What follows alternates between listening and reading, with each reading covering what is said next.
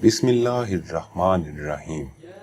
रसूल अल्लाह सल्लल्लाहु अलैहि वालिहि वसल्लम की मक्की और मदनी ज़िंदगी। हज़रत मोहम्मद सल्लल्लाहु अलैहि वालिहि वसल्लम का ताल्लुक़ खानवादाए हाशिम से था, जिनको मक्का की रियासत का सरबराह माना जाता था। हाशिम की शादी बनु नजार की एक खातून सलमा से हुई थी, जिससे उनका बेटा शेबा पैदा हुआ था, जिसको उसके चचा मुतलिब ने पाला। इसी वजह से उसे अब्दुल मुतलिब कहा जाने लगा। यही अब्दुल मुतलिब मक्का की सरदारी के मनसब पर फाइज हुए। इनके 10 बेटे थे, जिनमें 10वें अब्दुल्ला थे, जिनकी शादी बनु ज़ोहरा के सरदार वहब बिन अब्दुल मनाफ की बेटी आमना से हुई। हज़रत अब्दुल्ला अपनी शादी के चंद माह बाद इंतकाल कर गए। उस वक़्त उनकी बीवी हज़रत आमना उम्मीद से थीं। आप ससुराल ही में रहीं। आपको अल्लाह ताला ने 12 रबीउल अव्वल बमुताबिक अप्रैल 571 ईस्वी को वो फर्जंदे अर्जुमंद अता फरमाया, जिसको पूरी दुनिया के लिए हादिए बरहक बनना था। दादा अब्दुल मुतलिब को अपने बेटे अब्दुल्ला से बे इंतहा प्यार था, और इस बुलंद बख्त बच्चे से भी इतना ही ज़्यादा प्यार था। वो बच्चे को उठाकर खाना काबा ले गए, जहां अल्लाह ताला से बच्चे के लिए दुआ की और नाम मोहम्मद सल्लल्लाहु अलैहि वालिहि वसल्लम रखा। माँ ने बच्चे का नाम अहमद तजवीज़ किया। ये दोनों नाम अरब में पहले से मुतारफ ना थे, और इनसे नबी सल्लल्लाहु अलैहि वालिहि वसल्लम की ज़िंदगी का मिशन वाज़े होता था। यानी उन्होंने अल्लाह की हमद बयान की, और वो खुद भी तारीफ़ के लायक हैं। हजूर सल्लल्लाहु अलैहि वालिहि वसल्लम को पहले 6 माह तक अबू लहब की लोंडी सोबिया ने दूध पिलाया। उसके बाद अरब के दस्तूर के मुताबिक आपको दूध पिलाने के लिए हज़रत हलीमा के हवाले कर दिया गया। हज़रत हलीमा रज़ी अल्लाह ताला अन्हा का ताल्लुक़ कबीला बनु साद से था। अल्लाह ताला ने आपको जो रुश्द व हदायत अता फरमाई थी, उसका अंदाज़ा होने लगा, और अल्लाह की तरफ से हज़रत हलीमा के तमाम मामलात सीधे होने लगे। ऊँटनी जिस पर वो सवार थीं तेज़ चलने लगी। ऊँटनी जो दूध नहीं देती थी, दूध देने लगी। गर्ज इस बाबरकत बच्चे की बरकत को पूरा कबीला महसूस कर रहा था। 2 साल के बाद जब बीबी हलीमा आप सल्लल्लाहु अलैहि वालिहि वसल्लम को लेकर मक्का आईं, तो मक्का में वबा फैली हुई थी। इसीलिए आप सल्लल्लाहु अलैहि वालिहि वसल्लम की वालदा ने आपको दाया हलीमा के साथ ही वापस भेज दिया। इस तरह आपने अपनी ज़िंदगी के इब्तदाई 5 से 6 साल सहराई फ़िज़ा में बसर किए, जहां आपने सहराई ज़िंदगी का तजर्बा भी हासिल किया और फसीह अरबी ज़बान भी सीखी। आपकी उम्र 6 साल थी जब आपकी वालदा ने आप सल्लल्लाहु अलैहि वालिहि वसल्लम के वालिद माजिद की कब्र पर जाने का फ़ैसला किया। इस सफ़र में आप कुछ अरसा यसरब यानी मदीना में मुकीम रहे, जबकि कुछ देर आप अबवा में ठहरे, जहां आपका ननहाली कबीला रहता था। यहाँ आपकी वालिदा मोहतरमा भी क़ज़ाए इलाही से वफ़ात पा गईं, और हज़ूर अकरम सल्लल्लाहु अलैहि वालिहि वसल्लम दादा हज़रत अब्दुल मुतलिब की कफ़ालत में चले गए। अब्दुल मुतलिब आपको हर वक्त अपने साथ रखते और शफ़क़त व मोहब्बत से पेश आते, लेकिन ये सरपरस्ती भी आपको ज़्यादा देर नसीब ना हुई, और सिर्फ 2 बरस बाद आप सल्लल्लाहु अलैहि वालिहि वसल्लम की उम्र जब 8 साल थी, हज़रत अब्दुल मुतलिब भी वफ़ात पा गए, और आपकी परवरिश की ज़िम्मेदारी चचा अबू तलब के कंधों पर आ पहुंची, जो आपके सगे चचा थे।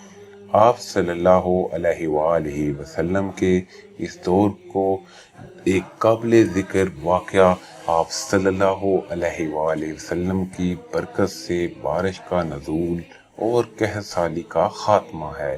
جب مکہ والے مسلسل قحط سالی سے تنگ آ گئے تو حضرت ابو طالب سے استدعا کی کہ وہ باران رحمت کی دعا کریں۔ چنانچہ حضرت ابو طالب حضرت محمد صلی اللہ علیہ وآلہ وسلم کو ساتھ لے کر خانہ کعبہ پہنچے اور بارش کی دعا کی۔ قبولیت دعا کے بعد ایسی موسلا دھار بارش ہوئی کہ شہر و بیابان شاداب ہو گئے۔ حضرت ابو طالب نے اسی واقعہ کی طرف اشارہ کرتے ہوئے حضور صلی اللہ علیہ وآلہ وسلم کی مدح کی تھی، یعنی ان کی تعریف کی تھی، اور ان کے بارے میں انہوں نے کچھ یوں کہا تھا: وہ خوبصورت ہیں، ان کے چہرے سے بارش کا فیضان طلب کیا جاتا ہے، یتیموں کے ماوا اور بیواؤں کے محافظ ہیں۔ لڑکپن اور اوائل جوانی میں حضور صلی اللہ علیہ وآلہ وسلم نے سخت کوشی کی زندگی گزاری، غلہ کا پیشہ اختیار کیا، اجرت پر جانور چرائے، نیز دوسروں کے مال سے تجارت کر کے معاوضہ حاصل کیا۔ جفا کشی کے اس دور میں آپ صلی اللہ علیہ وآلہ وسلم نے محنت سے رزق حلال حاصل کرنے کی تربیت پائی۔ اب ہم باری باری نبی کریم صلی اللہ علیہ وآلہ وسلم کی زندگی میں آنے والے واقعات کا جائزہ لیں گے۔ جو پہلا اہم واقعہ آپ کی زندگی میں پیش آیا وہ تھا جنگ فجار۔ حضور صلی اللہ علیہ وآلہ وسلم کی عمر 15 سال تھی جب قریش و بنو کنانہ اور بنو قیس کے درمیان جنگ لڑی گئی، جسے جنگ فجار کہتے ہیں۔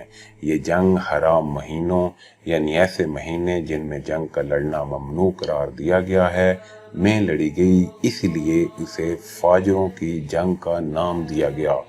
اس جنگ میں قریش حق پر تھے، اس لیے حضور صلی اللہ علیہ وآلہ وسلم نے بھی اس جنگ میں شرکت کی، لیکن آپ نے کسی پر ہاتھ نہیں اٹھایا، صرف اپنے چچاؤں کو جو قریش کے سردار تھے تیر پکڑاتے رہے۔ حلف الفضول۔ جنگ فجار کے تھوڑے عرصے بعد مکہ میں یہ واقعہ پیش آیا۔ بنو زبیدہ کا ایک تاجر کچھ مال لے کر مکہ آیا۔ عاص بن وائل نے اس سے بہت سا مال خریدا، لیکن بعد میں اس کی قیمت دینے کے بجائے ٹال مٹول کرنے لگا۔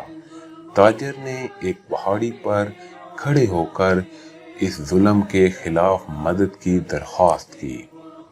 اس کے درد بھرے اشعار سے متاثر ہو کر زبیر بن عبد المطلب نے تمام قبائل کے سرداروں سے رابطہ کر کے انہیں جمع کیا اور ان کے درمیان یہ معاہدہ کروایا کہ مکہ میں ہر مظلوم کی مدد کی جائے گی، خواہ اس کا تعلق مکہ سے ہو یا وہ باہر سے آیا ہوا ہو۔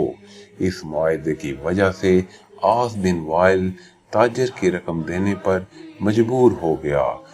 حضور اکرم صلی اللہ علیہ وآلہ وسلم نے اس وعدے کے بارے میں فرمایا تھا کہ مجھے جب بھی اس طرح کے کسی معاہدے کے لیے بلایا جائے گا تو میں اس میں ضرور شریک ہوں گا۔ شادی۔ غلہ بانی کے بعد آپ صلی اللہ علیہ وآلہ وسلم نے تجارت کا پیشہ اختیار کر لیا تھا۔ آپ متوول لوگوں سے مال لے کر کاروبار کرتے تھے۔ جلد ہی آپ کی دیانت اور صلاحیت سے لوگ متاثر ہونے لگے۔ آپ صلی اللہ علیہ وآلہ وسلم کے صادق اور امین ہونے کی شہرت حضرت خدیجہ رضی اللہ تعالی عنہا تک پہنچی، اور حضرت خدیجہ نے خاتم النبیین حضور صلی اللہ علیہ وآلہ وسلم کو اپنے غلام میسرہ کی معیت میں ایک تجارتی سفر کے لیے آمادہ کر لیا۔ میسرہ نے سفر سے واپسی پر آپ کے حسن اخلاق، دیانتداری اور کاروباری صلاحیت کی بھرپور تعریف کی، اور حضرت خدیجہ کو دوران سفر آپ صلی اللہ علیہ وآلہ وسلم کے طرز عمل کی تفصیلات بتائیں۔ چنانچہ انہوں نے بزرگوں کی وساطت سے حضور صلی اللہ علیہ وآلہ وسلم کو شادی کا پیغام بھیجا جو آپ نے قبول فرما لیا۔ شادی کے وقت حضرت محمد صلی اللہ علیہ وآلہ وسلم کی عمر 25 سال اور حضرت خدیجہ کی عمر 40 سال تھی۔ جب تک حضرت خدیجہ زندہ رہیں، نبی کریم صلی اللہ علیہ وآلہ وسلم نے کوئی اور شادی نہ کی۔ آپ کی بیشتر اولاد حضرت خدیجہ ہی کے بطن سے تھی۔ آپ صلی اللہ علیہ وآلہ وسلم کا اکثر وقت تلاش حق میں صرف ہوتا تھا۔ تنہائی میں یاد الہی اور تدبر معمول بن گیا تھا۔ سنجیدگی، صدق ایمانت، خوش اخلاقی اور بصیرت کی وجہ سے ہر خاص و عام آپ کا مداح بن گیا تھا۔ آپ صلی اللہ علیہ وآلہ وسلم حسب ضرورت لوگوں سے ملاقات کرتے، عبادت کے لیے خانہ کعبہ تشریف لے جاتے اور اس کے بعد مکہ سے باہر غار حرا میں جا کر اللہ کو یاد کرتے۔ تنصیب حجر اسود۔ اسی زمانے میں قریش مکہ نے خانہ کعبہ کی تعمیر نو کا فیصلہ کیا۔ چنانچہ یہ طے پایا کہ قریش رزق حلال سے خانہ کعبہ کو دوبارہ تعمیر کریں گے۔ جب حجر اسود کی تنصیب کا وقت آیا تو قبیلوں کے سرداروں کے درمیان رقابت اور تلخی پیدا ہو گئی۔ ہر قبیلہ چاہتا تھا کہ جنت کے اس کے پتھر کو اپنی جگہ پر نصب کرنے کا اعزاز اسے حاصل ہو۔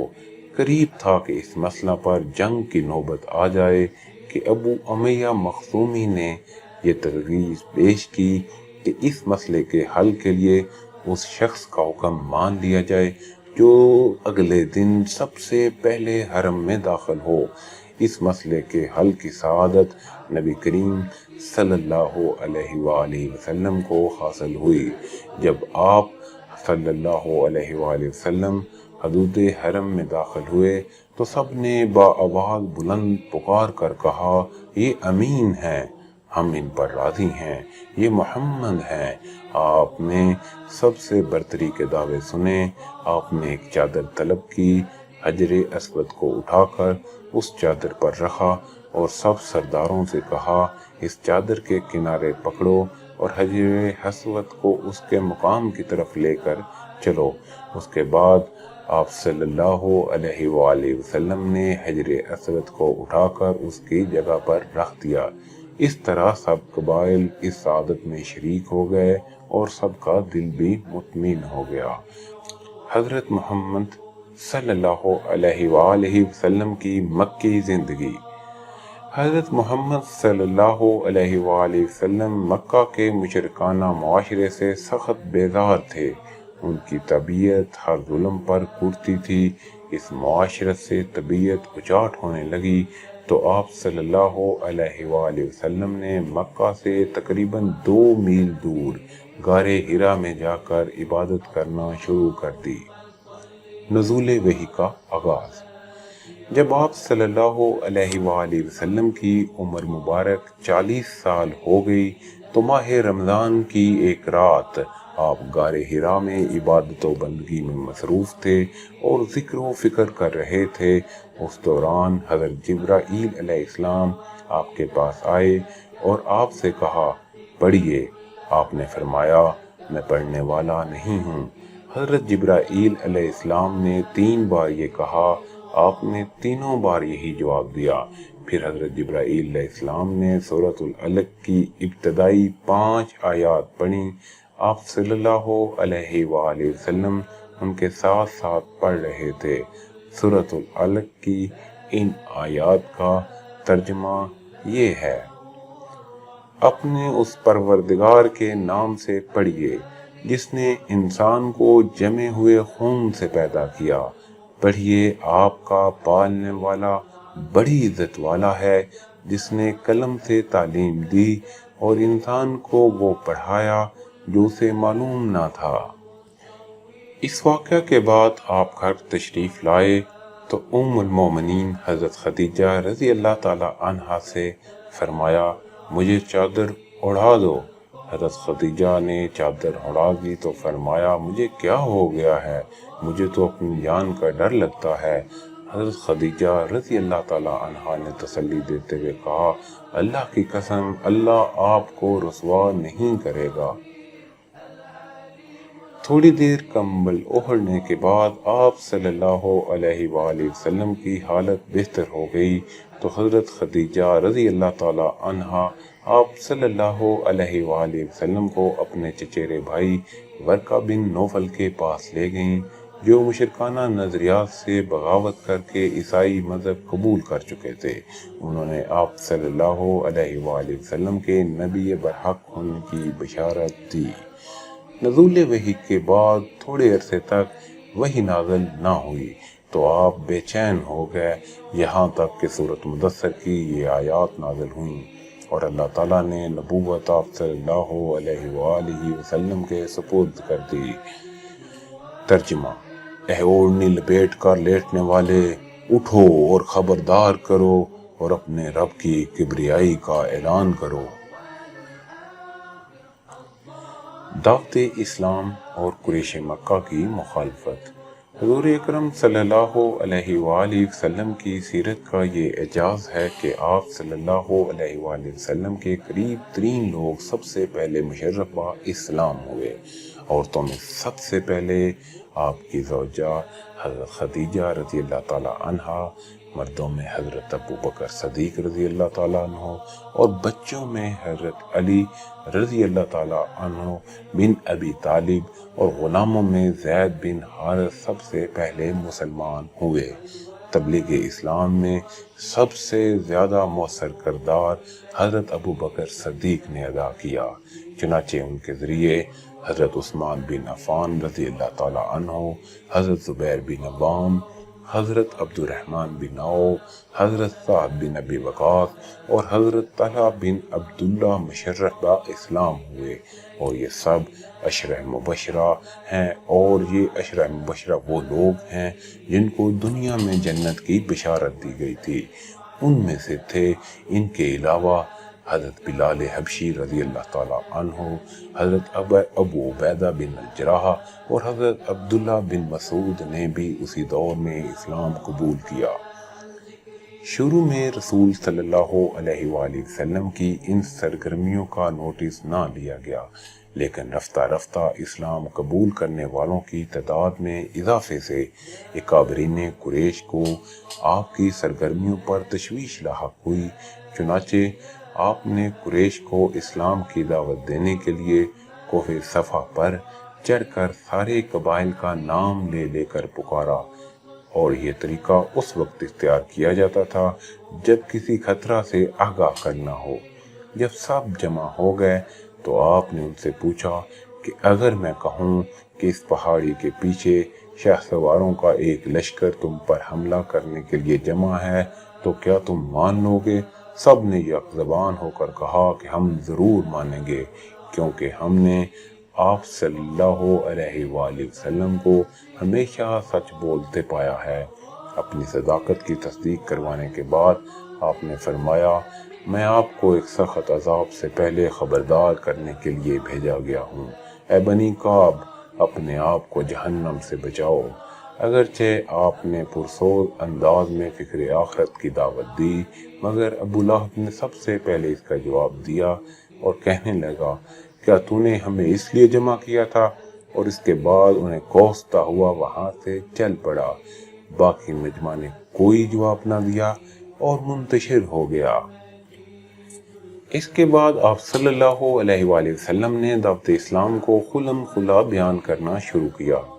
قریشی سرداروں نے یہ محسوس کرتے ہوئے کہ محمد صلی اللہ علیہ وآلہ وسلم کو حضرت ابو طالب کی سرپرستی حاصل ہے، اس لیے بنو ہاشم ہر صورت میں ان کا دفاع کریں گے۔ ابو طالب پر دباؤ ڈالنا شروع کر دیا گیا۔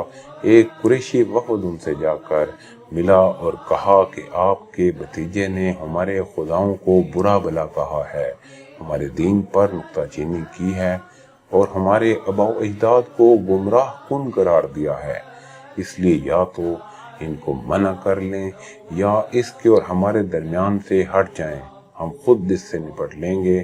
تاہم ابو طالب نے ان کا کوئی بھی مطالبہ نہ مانا اور انہیں واپس بھیج دیا۔ مشرکین مکہ نے مساحلتی کوشش کے ناکام ہونے کے بعد حضور صلی اللہ علیہ وآلہ وسلم کی بھرپور مخالفت شروع کر دی۔ غریب مسلمانوں پر ظلم ڈھایا جانے لگا۔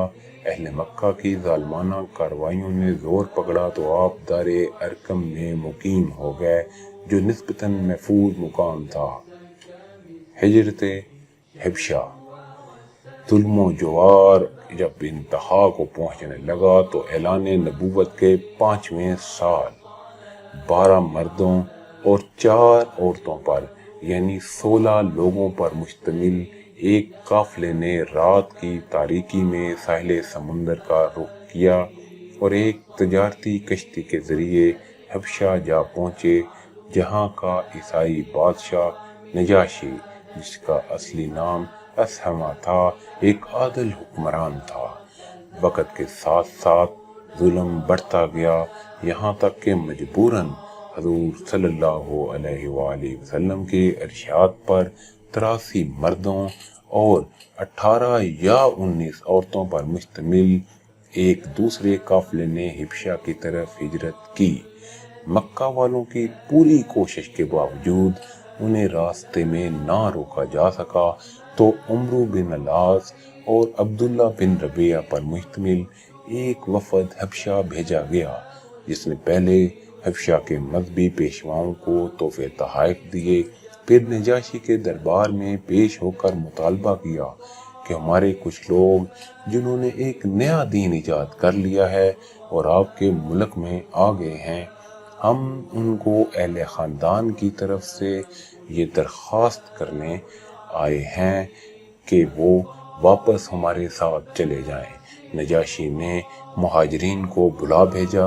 ان کی نمائندگی کرتے ہوئے حضرت جعفر طیار رضی اللہ تعالیٰ عنہ نے بادشاہ کے سامنے اپنے دین کی پاکیزہ دعوت اور مکہ والوں کے ساتھ اپنے اختلافات پر روشنی ڈالی۔ نجاشی نے مہاجرین کو برحق قرار دے کر اہل مکہ کے وفد کا مطالبہ مسترد کر دیا۔ اگلے روز عمرو بن العاص نے نجاشی سے کہا کہ یہ لوگ حضرت عیسیٰ علیہ السلام کے بارے میں بھی عجیب و غریب باتیں کرتے ہیں۔ اس نے پھر مسلمانوں کو بلایا اور پوچھا کہ حضرت مریم علیہ السلام کے بارے میں آپ کی کیا رائے ہے؟ انہوں نے جواب میں سورہ مریم تلاوت کی۔ نجاشی عربی سمجھتا تھا، وہ یہ سن کر آپ دیدہ ہو گیا اور اس کے سوال پر کہ وہ حضرت عیسیٰ کے بارے میں کیا رائے رکھتے ہیں، حضرت جعفر طیار رضی اللہ تعالیٰ عنہ نے بتایا کہ حضرت عیسیٰ علیہ السلام اللہ کے بندے، اس کے رسول، اس کی روح اور اس کا وہ کلمہ ہے جسے اللہ نے کنواری پاک دامن حضرت مریم علیہ السلام کی طرف القاء کیا تھا۔ نجاشی نے تنکا زمین سے اٹھایا اور کہا، خدا کی قسم جو تم نے کہا حضرت عیسیٰ اس سے تنخواہ بھر بھی زیادہ نہیں ہے۔ اس طرح مکہ کا سفارتی وفد ناکام واپس لوٹا۔ حضرت حمزہ رضی اللہ تعالیٰ عنہ اور حضرت عمر رضی اللہ تعالیٰ عنہ کے قبول اسلام نے قریش کو ہلا کر رکھ دیا۔ کفر کے قلعہ میں بہت بڑا شگاف پڑ گیا تھا۔ حضرت عمر کے قبول اسلام کے بعد ان کی ایما پر تمام مسلمان دار ارقم سے باہر آئے اور حرم میں داخل ہوئے اور سریعام نماز پڑھی، اور حضور صلی اللہ علیہ وآلہ وسلم نے آپ کو فاروق کا خطاب دیا۔ شعب ابی طالب۔ حضرت عمر اور حضرت حمزہ کے قبول اسلام کے بعد سرداران قریش کو یہ بات تو سمجھ آ گئی کہ نئے دین کو تشدد سے ختم نہیں کیا جا سکتا۔ مذاکرات سے حضور صلی اللہ علیہ وآلہ وسلم کو منانے کی کوشش بھی کامیاب نہ ہوئی تو انہوں نے سماجی دباؤ کا حربہ استعمال کرنے کا فیصلہ کیا اور نبوت کے 7ویں سال ایک معاہدہ کیا گیا کہ بنو ہاشم کا مکمل بائیکاٹ کیا جائے، نہ ان سے خرید و فروخت ہوگی نہ رشتہ داری۔ اس معاہدے کو خانہ کعبہ میں لٹکا دیا گیا۔ یہ دور مسلمانوں اور بنو ہاشم پر بہت سختی کا دور تھا۔ بالآخر نوجوانان قریش میں سے ایک شخص ہشام بن عمرو نے اس ظلم کے خلاف فضا تیار کرتے ہوئے لوگوں کو اپنے ساتھ ملایا اور اس معاہدے کے جو خانہ کعبہ کے اندر لٹکا ہوا تھا پھاڑ دیا۔ یہاں یہ معجزہ بھی قابل ذکر ہے کہ اللہ تعالیٰ کے حکم سے کیڑوں نے اللہ کے نام کے سوا باقی سارے معاہدے کو چاٹ کر بوسیدہ کر دیا تھا۔ اس معاہدے کے پھٹنے سے مسلمان گھاٹی سے باہر آ گئے، لیکن ان کے لیے مکہ میں تبلیغ اسلام ناممکن بنا دی گئی تھی۔ عام الحزن یعنی غم کا سال۔ آپ صلی اللہ علیہ وآلہ وسلم کو اپنے چچا حضرت ابو طالب کی بھرپور حمایت حاصل تھی، جس کی وجہ سے بنو ہاشم اور بنو مطلب آپ صلی اللہ علیہ وآلہ وسلم کی حفاظت کرتے تھے۔ دوسرا دنیاوی سہارا حضرت خدیجہ الکبریٰ رضی اللہ تعالی عنہا کی ذات مبارکہ تھی، جن کے مکہ کے بیشتر لوگوں پر بے حد احسانات تھے اور معاشرتی روایات کے تحت وہ ان کے خاوند کا لحاظ کرنے پر مجبور تھے، لیکن 1090 میں یہ دونوں سہارے چھن گئے اور دونوں ہی اللہ کو پیارے ہو گئے۔ اس کے ساتھ ہی کفار مکہ کی طرف سے ظلم کی شدت میں اضافہ ہو گیا۔ اس سال کو حضور اکرم صلی اللہ علیہ وآلہ وسلم نے عام الحزن یعنی غم کا سال قرار دیا۔ سفر طائف۔ شوال 1090 میں حضور صلی اللہ علیہ وآلہ وسلم طائف تشریف لے گئے۔ یہاں قبیلہ بنو ثقیف بستا تھا، جس کی قیادت 3 بھائی عبد یالیل، مسعود اور حبیب کے ہاتھ میں تھی۔ آپ نے ان کے سامنے اسلام کی دعوت پیش کی، مگر تینوں نے انتہائی سخت الفاظ میں آپ کی دعوت کو ماننے سے انکار کر دیا۔ آپ نے سرداروں سے مایوس ہو کر عوام کو دعوت دینی شروع کی تو ان سرداروں نے آپ کو تنگ کرنے کے لیے آوارہ نوجوانوں کو بھیجا، جنہوں نے پتھر مار مار کر آپ صلی اللہ علیہ وآلہ وسلم کو لولہان کر دیا۔ آپ تھک ہار کر بیٹھ جاتے یا نڈھال ہو کر گر جاتے تو ایک بدبخت آپ کو اٹھا کر چلا دیتا اور پھر پتھروں کی بارش ہونے لگتی۔ اسی حالت میں آپ طائف سے باہر نکلے اور انگوروں کے ایک باغ میں پناہ لی جو مکہ کے ایک سردار عتبہ بن ربیعہ کا تھا۔ اس حالت میں بھی آپ صلی اللہ علیہ وآلہ وسلم نے طائف کے لوگوں کے لیے بد دعا کرنے کے بجائے ان کے لیے ہدایت کی دعا فرمائی۔ واقعہ معراج۔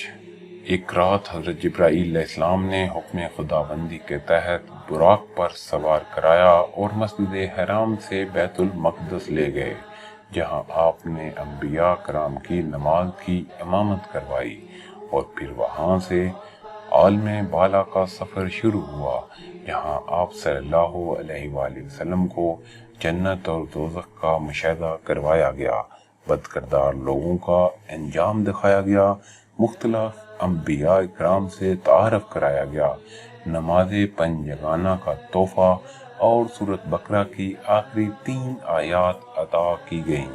اس واقعے نے حضور صلی اللہ علیہ وآلہ وسلم کو عین الیقین کی دولت سے مالا مال کر دیا۔ بیعت عقبہ اولیٰ اور عقبہ ثانی۔ مکی دور کے آخر میں یثرب کی سرزمین تیزی سے نور اسلام سے منور ہو رہی تھی۔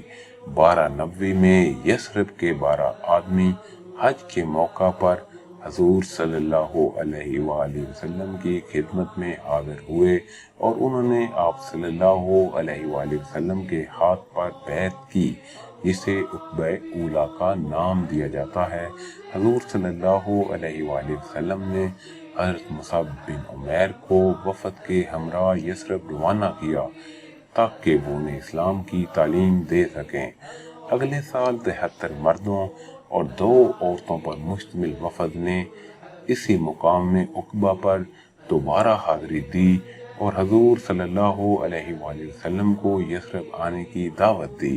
حضور صلی اللہ علیہ وآلہ وسلم کی مکی زندگی آپ کی پاکیزگی، اعلیٰ صلاحیتوں، شرافت، ذہانت اور حسن اخلاق کا بہترین مظہر ہے۔ آپ نے پوری دل سوزی اور دلائل کے ساتھ شرک چھوڑنے کی تلقین کی، آخرت کا واضح تصور دیا، ظلم کو چھوڑنے، رشتہ داروں، مسکینوں اور غریبوں کے حقوق ادا کرنے اور اللہ کے دین کے مطابق زندگی گزارنے کی دعوت دی۔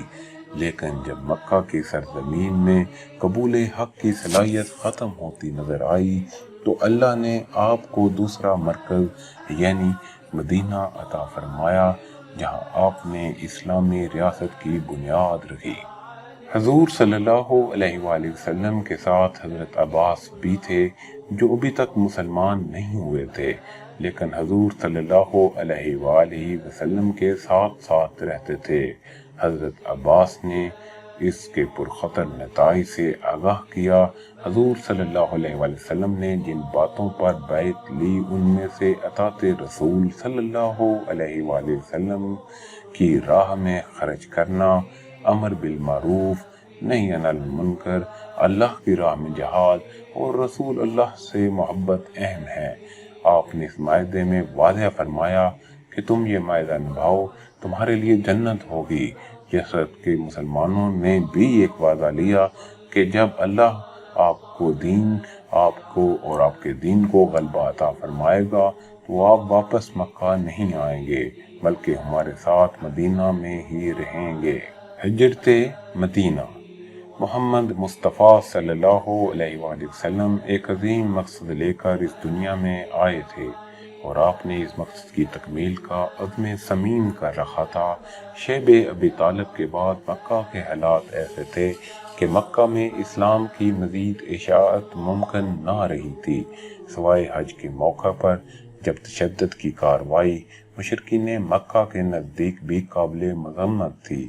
آپ قبائل عرب کو اسلام کی دعوت دے سکتے تھے، لیکن کفار مکہ کی اسلام کے خلاف منظم سازشوں کے باعث اس تبلیغ کے خاطر خواہ نتائج برآمد نہیں ہو رہے تھے، لہذا ایک نئے مرکز کی اشد ضرورت تھی جہاں اسلام زیادہ تیزی کے ساتھ پھیلایا جا سکے۔ یثرب کے دارالہجرت بننے کا بنیادی سبب یہ تھا کہ یہاں کے لوگ تیزی سے مشربہ اسلام ہو رہے تھے۔ یثرب میں یہودیوں کی کثیر تعداد آباد تھی، جس کے یہاں آنے کا مقصد ہی یہ تھا کہ ان کی کتابوں میں نجات دہندہ کی آمد کی جو پیشین گوئیاں موجود تھیں، ان کے مطابق اسے اسی شہر میں وارد ہونا تھا۔ بنو اوس اور بنو خزرج کے جن لوگوں نے مکہ میں آپ صلی اللہ علیہ وآلہ وسلم سے ملاقات کی، انہیں سمجھ آ گئی کہ یہ وہی نبی ہیں جن کا ذکر یہودان مدینہ کرتے تھے۔ اس لیے انہوں نے فیصلہ کیا کہ یہودی اس سے پہلے کہ نبی کریم صلی اللہ علیہ وآلہ وسلم کی بیعت کرنے میں ان سے آگے بڑھیں، کیوں نہ وہ پہلے بیعت کر لیں۔ چنانچہ انہوں نے نہ صرف اسلام قبول کیا بلکہ واپسی پر اسلام کی اشاعت کے لیے بھرپور کوششیں بھی شروع کر دیں۔ حضرت مصعب بن عمیر کو معلم اسلام بنا کر بھیجا گیا تو ان کی کوششیں بار آور ہوئیں اور بہت سے با اثر لوگ بھی مشرف با اسلام ہو گئے، جن میں سعد بن معاذ اور سعید بن حضیر جیسے سردار بھی شامل تھے۔ نبوت کے 13ویں سال یثرب کے 70 مسلمانوں نے فریضہ حج ادا کیا اور منا کے ایک خفیہ مقام عقبہ میں رات کی تاریکی میں حضور صلی اللہ علیہ وآلہ وسلم سے ملاقات کی اور ان سے درخواست کی کہ آپ یثرب تشریف لے آئیں، ہم آپ کی ویسے ہی حفاظت کریں گے جیسے اپنے بچوں کی کرتے ہیں، جان و مال اور ہر طرح کی قربانی دیں گے۔ آپ کے چچا عباس جو ابھی تک مسلمان نہیں ہوئے تھے بھی اس موقع پر موجود تھے۔ اہل یثرب کا جوش و جذبہ قابل قدر تھا، اس لیے آپ صلی اللہ علیہ وآلہ وسلم نے یثرب کی طرف ہجرت کا فیصلہ فرما لیا۔ ہجرت حبشہ کی مثال۔ شدت مظالم کی وجہ سے مسلمان حبشہ ہجرت کر گئے اور کئی ایک صحابہ نے حضور صلی اللہ علیہ وآلہ وسلم کے سامنے فریاد کی اور پوچھا کہ اللہ کی مدد کب آئے گی۔ دوسری طرف جو مسلمان حبشہ ہجرت کر گئے تھے وہ نہ صرف پرسکون زندگی گزار رہے تھے بلکہ اسلام کی اشاعت بھی کر رہے تھے۔ اس کا صاف مطلب یہ تھا کہ مکہ سے باہر اللہ کے دین کو پھیلانے کے لیے بہتر مواقع موجود ہیں۔ اس کامیاب تجربے سے مسلمانوں کی بہت حوصلہ افزائی ہوئی۔ یثرب کی جغرافیائی حیثیت۔ یثرب اس شہرہ پر واقع تھا جو شام کی طرف جاتی تھی اور جہاں سے اہل مکہ کے تجارتی قافلے گزرتے تھے۔ یثرب منتقل ہو جانے سے مسلمانوں کو مکہ والوں پر معاشی دباؤ ڈالنے کا موقع بھی حاصل ہو جاتا۔ جغرافیائی لحاظ سے مدینہ کے ارد گرد واقع پہاڑی اور حفاظتی دیوار والے باغات کسی بھی وقت مدینے کو مضبوط قلعہ بنا سکتے تھے۔ حکم الہی۔ بیعت عقبہ ثانی کے بعد مسلمان یثرب کا رخ کرنے لگے، یہاں تک کہ صرف حضور صلی اللہ علیہ وآلہ وسلم، حضرت ابوبکر صدیق اور حضرت علی رضی اللہ تعالی عنہ مکہ میں رہ گئے۔ آپ صلی اللہ علیہ وآلہ وسلم اللہ کے حکم کا انتظار کرنے لگے۔ بیعت عقبہ ثانی کے تقریباً 2.5 ماہ بعد 26 صفر کو سرداران مکہ دار الندوہ میں جمع ہوئے اور اس بات پر غور کرنے لگے کہ مسلمانوں کے یثرب چلے جانے کے بعد ان کے مفادات کو جو خطرہ پیدا ہو گیا ہے اس کا مقابلہ کیسے کیا جائے۔ اس اجلاس میں بہت سی تجاویز کے بعد بالآخر ابو جہل کی اس تجویز پر اس واقع رائے ہوا کہ تمام قبیلوں میں سے ایک جوان لے کر ایک دستہ تیار کیا جائے جو رات کو نبی کریم صلی اللہ علیہ وآلہ وسلم کے مکان کو گھیر لے، اور جب وہ صبح باہر نکلیں تو مل کر ان پر حملہ آور ہو کر نعوذ باللہ ان کا خاتمہ کر دیں۔ بنو ہاشم باقی سب قبیلوں کے خلاف لڑنے کی پوزیشن میں نہیں ہیں، اس لیے وہ خون بہا لے کر چپ ہو جائیں گے۔ اس ناپاک سازش میں جو رات حملے کے لیے طے کی گئی، اسی رات اللہ نے اپنے نبی صلی اللہ علیہ وآلہ وسلم کو مکہ سے ہجرت کا حکم دے دیا اور آپ صلی اللہ علیہ وآلہ وسلم حضرت ابوبکر صدیق کی معیت میں مکہ سے روانہ ہو گئے۔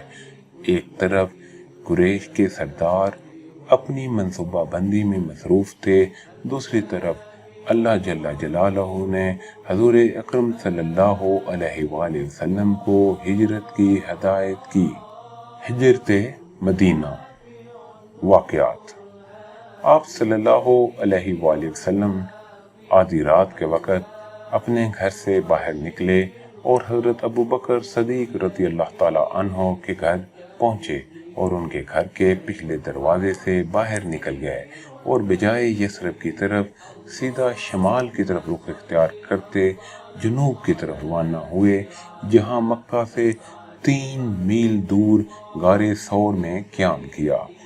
دوسری طرف محاصرہ کرنے والے صبح مکان کے اندر داخل ہوئے تو انہوں نے آپ صلی اللہ علیہ وآلہ وسلم کے بستر پر حضرت علی کو سوئے ہوئے پایا، جن کو حضور اکرم صلی اللہ علیہ وآلہ وسلم نے اس لیے پیچھے چھوڑا تھا کہ وہ مکہ والوں کی امانتیں واپس کر دیں جو 1000 اختلاف کے باوجود آپ ہی کے پاس رکھی ہوئی تھیں۔ کفار مکہ نے حضور اکرم صلی اللہ علیہ وآلہ وسلم اور صدیق اکبر رضی اللہ تعالی عنہ کی گرفتاری کے لیے یہ اعلان کیا کہ جو کوئی ان میں سے کسی ایک کو زندہ یا مردہ کسی صورت میں بھی حاضر کرے گا اسے 100 سرخ اونٹ انعام میں دیے جائیں گے۔ انعام کے لالچ میں سوار اور پیادے ہر طرف پھیل گئے۔ ان میں سے ایک گروہ غار ثور کے دہانے تک جا پہنچا۔ یہ لوگ اگر اپنے پاؤں کی طرف بھی دیکھ لیتے تو وہ دونوں رفیقوں کو دیکھ سکتے تھے۔ حضرت ابوبکر صدیق رضی اللہ تعالی عنہ نے اس پر گھبراہٹ کا اظہار کیا تو آپ نے فرمایا، مت کم کرو، اللہ ہمارے ساتھ ہے۔ انعام کے لالچ میں تلاش کرنے والے مسلسل تعاقب کر رہے تھے، ان میں سے سراقہ بن جاشم آپ تک پہنچنے میں کامیاب ہو گیا۔ حضور صلی اللہ علیہ وآلہ وسلم کے قریب پہنچا تو اس کا گھوڑا گر گیا۔ اس نے دوبارہ حملے کا ارادہ کیا تو گھوڑے کے پاؤں گھٹنوں تک ریت میں دھنس گئے اور اسے سمجھ آ گئی کہ اللہ کے رسول پر حملہ کرنا اس کے بس کی بات نہیں۔ اس نے ضروریات سفر مہیا کرنے کی پیشکش کی، نیز یہ درخواست بھی کی کہ ان سے ایک ایمان نامہ لکھ دیا جائے کہ جب آپ کا اقتدار آئے تو اسے کچھ نہیں کہا جائے گا۔ نبی اکرم صلی اللہ علیہ وآلہ وسلم ایک ہفتے کے سفر کے بعد 8 ربیع الاول 1490 23 ستمبر 622 عیسوی کو یثرب کی نواحی بستی قبا جا پہنچے۔ اہل یثرب نے آپ صلی اللہ علیہ وآلہ وسلم کا والہانہ استقبال کیا۔ 3 دن بعد حضرت علی بھی لوگوں کی امانتیں لوٹا کر یہیں آپ سے آ ملے۔ یہاں پہلی مسجد قبا کی بنیاد رکھی گئی اور یہیں جمعہ کی پہلی نماز بھی پڑھی گئی، یعنی کہ جمعہ کی نماز پہلی ہجری میں فرض ہو گئی۔ چند روز قیام کے بعد یثرب پہنچے اور اپنے ننہالی قبیلہ بنو نجار کے ایک شخص حضرت ابو ایوب انصاری کو میزبانی کا شرف بخشا اور یثرب مدینہ النبی یعنی نبی صلی اللہ علیہ وآلہ وسلم کا شہر قرار پایا۔ ہجرت مدینہ کی اہمیت اور اثرات۔ حضور صلی اللہ علیہ وآلہ وسلم کی مدینہ آمد ایک مثالی معاشرے کی تخلیق کا سبب بنی، جس میں مساوات، بھائی چارہ، محبت اور ہمدردی کے جذبات موجود تھے، نہ کوئی قبائلی چپلسی اور نہ ہی کھانا جنگی۔ حضور اکرم صلی اللہ علیہ وآلہ وسلم کی مدینہ تشریف آوری کے بعد نہ صرف مدینہ کے لوگوں میں بلکہ ارد گرد کے قبائل میں بھی اسلام تیزی سے پھیلنے لگا، اور یہ بات واضح ہو گئی کہ ہجرت مدینہ صرف جان بچانے کی تدبیر نہ تھی بلکہ اسلامی انقلاب کی تکمیل کے لیے ایک ضروری قدم تھا۔ مدینہ میں آباد قبائل بنو اوس اور بنو خزرج آپس میں لڑتے رہتے تھے اور باہمی لڑائی میں یہودی قبیلوں سے بھی مدد لیتے تھے۔ حضور صلی اللہ علیہ وآلہ وسلم کی قیادت کو ماننے کے معنی یہ تھے کہ ان کی دشمنی ختم ہو گئی اور سب مل کر ایک مشترکہ مقصد یعنی اسلام کے فروغ کے لیے سرگرم ہو گئے۔ ہجرت کے نتیجے کے طور پر اسلام جو اب تک ایک تحریک تھی اب ریاست بن گیا، ایک ایسی ریاست جس کے سربراہ حضرت محمد مصطفیٰ صلی اللہ علیہ وآلہ وسلم تھے، جن کا فیصلہ آخری تھا۔ مدینہ میں اسلامی معاشرہ اور اسلامی ریاست کی تشکیل کے ساتھ ہی وہ تمام احکامات بھی نازل ہوئے جن کا تعلق اسلامی ریاست کے نظام کے ساتھ تھا۔ اسلامی قانون کی مختلف دفعات بھی نازل ہوئیں، تربیت کا ایک جامع اور مربوط نظام وجود میں آیا، شراب حرام قرار پائی اور سود پر پابندی لگی، نماز باجماعت اور اذان کا نظام، مشاورت کا طریقہ، صلح جنگ کے قوانین، گرد اسلام کے نظام حیات کے مختلف خزوخال واضح ہو گئے۔ مدینہ کی جغرافیائی اہمیت یہ تھی کہ وہ راستہ جس کے ذریعے اہل مکہ یمن سے شام تک بین الاقوامی تجارت کرتے تھے مدینہ کے پاس سے ہو کر گزرتا تھا، اسی لیے مدینہ کی نئی اسلامی ریاست کسی وقت بھی مکہ پر معاشی دباؤ ڈال سکتی تھی۔ جغرافیائی اہمیت کی وجہ سے ایک طرف مدینہ کے خلاف اہل مکہ زیادہ دیر تک جنگ جاری نہیں رکھ سکتے تھے، دوسری طرف مدینہ کے ارد گرد پہاڑیوں اور حفاظتی دیوار والے باغات کی وجہ سے مدینہ میں رہ کر دفاع کیا جا سکتا تھا۔ اس زمانے میں ایران اور روم دو بڑی بین الاقوامی طاقتیں تھیں۔ مدینہ کی یہ نئی ریاست جلد ہی اتنی مضبوط ہو گئی کہ اسے تیسری بڑی طاقت تسلیم کر لیا گیا اور تاریخ کے بعد کے ادوار میں یہ نئی ابھرنے والی طاقت باقی دونوں پر غالب آ گئی۔ और यहीं से सने हिजरी का आगाज हुआ। मिसाके मदीना। मदीना तशरीफ आवरी के बाद हज़रत मोहम्मद सल्लल्लाहु अलैहि वसल्लम ने मवाक़ात मदीना के ज़रिए भाईचारे की फ़िज़ा पैदा कर दी। मस्जिद नबवी की तामीर से मदीना एक माशरती और सियासी मरकज़ बन गया और सियासी तंजीम के लिए मदीना में आबाद तमाम फ़रीक़ों को इकट्ठा करके एक मुआहदा किया गया जिसे मिसाके मदीना का नाम दिया गया। मुआहदे में महाजरीन अंसार मदीना यानी मदीना के मुसलमान, मदीना में आबाद दीगर लोग जिन्होंने अभी तक इस्लाम कबूल नहीं किया था और यहूद के तीनों कबीले बनु कनैका, बनु नज़ीर और बनु कुरैज़ा शामिल थे। इन सब को एक सियासी वहदत करार दिया गया था। मुआहदा में शामिल फ़रीक़ों यहाँ तक कि यहूदियों को तमाम मसावी हकूक़ हासिल होंगे। मुआहदा में शामिल फ़रीक़ों के जिन दूसरे कबाइल के साथ बरादराना ताल्लुकात हैं उनको ही उनकी तरह हक हासिल थे। मदीना को हरम का दर्जा दे दिया गया यानी इसे अमन का घर करार दिया गया। किसी शहरी के कत्ल पर क़सास लिया जाएगा, ताहम अगर मकतूल के वारिस खून बहा लेने पर आमादा हों तो कातिल कत्ल होने से बच जाएगा, लेकिन उसे या उसके वारिसों को खून बहा अदा करना होगा।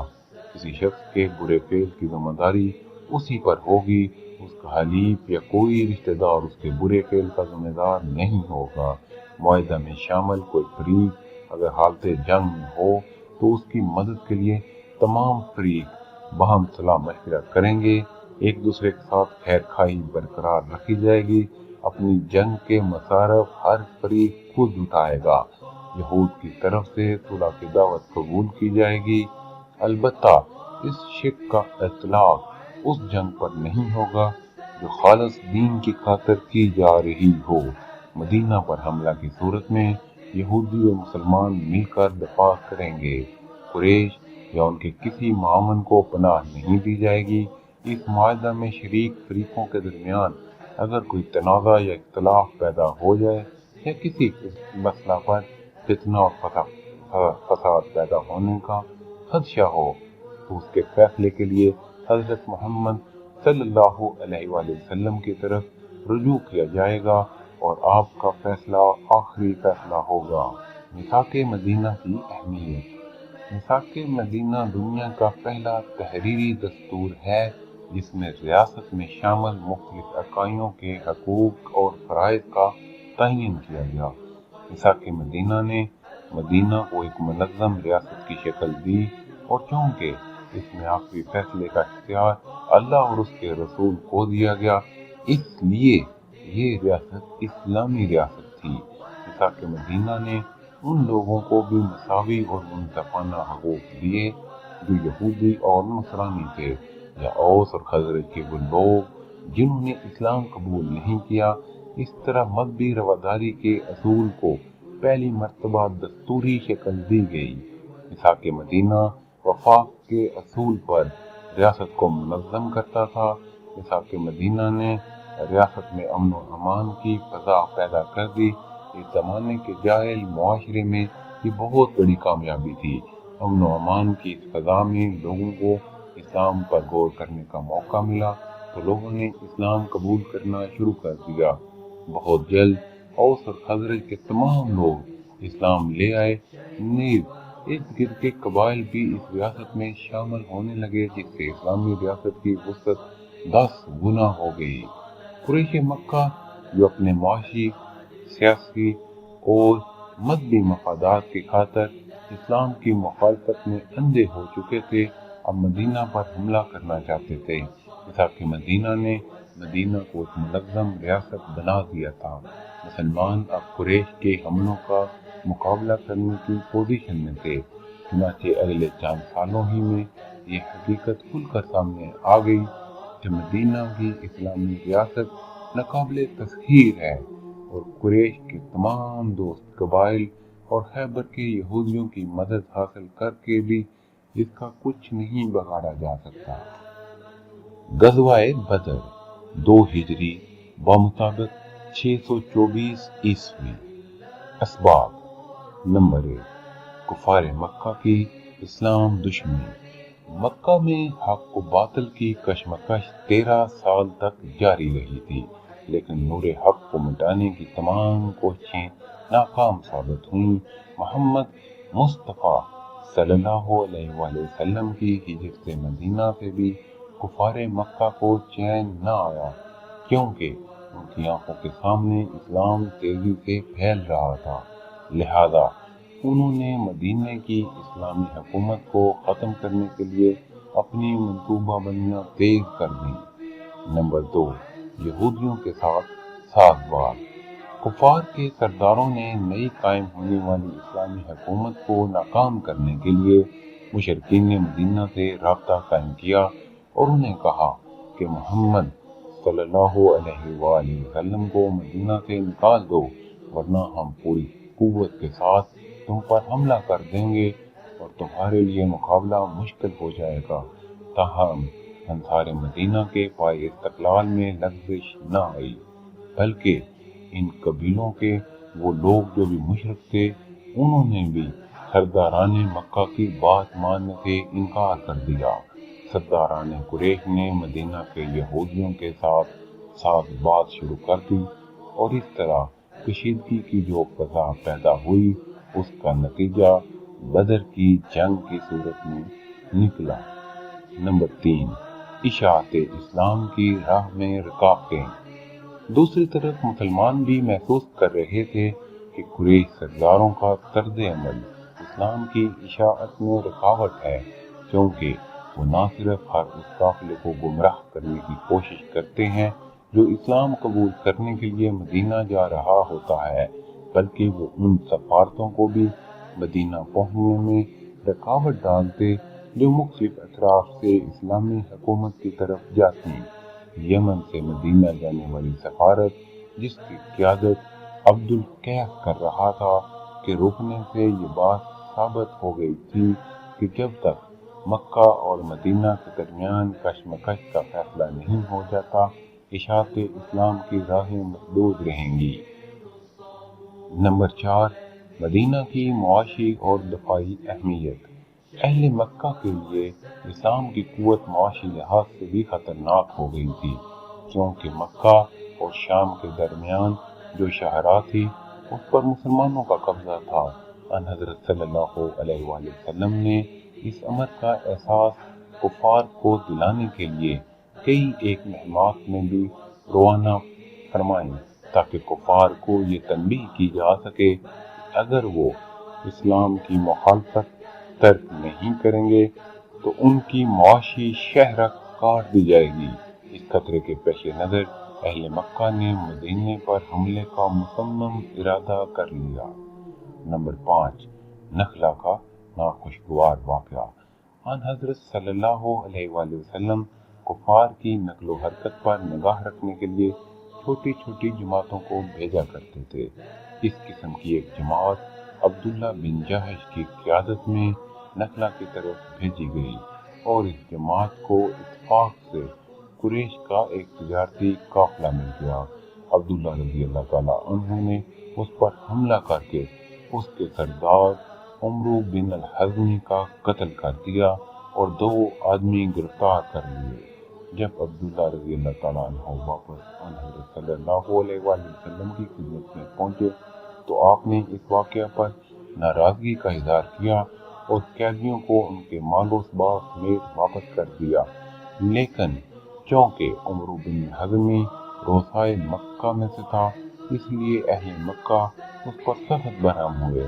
چنانچہ اہل مکہ نے انتقامی کارروائی کے طور پر مدینہ پر حملہ کرنے کا فیصلہ کیا، اور قرظ بن جابر فہری نے مدینہ کی ایک چراگاہ پر حملہ کر کے نبی کریم صلی اللہ علیہ وآلہ وسلم کے جانور لوٹ کر اعلان جنگ کر دیا۔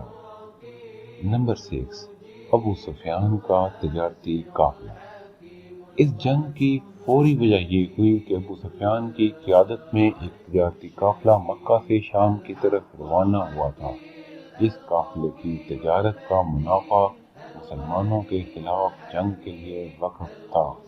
واپسی پر ابو سفیان کو شک ہوا کہ کہیں مسلمان اس کو لوٹنے کی کوشش نہ کریں، چنانچہ اس نے ایک قاصد بھیجا جس نے پیغام اس انداز میں پہنچایا گویا مسلمانوں نے قافلے پر حملہ کر دیا۔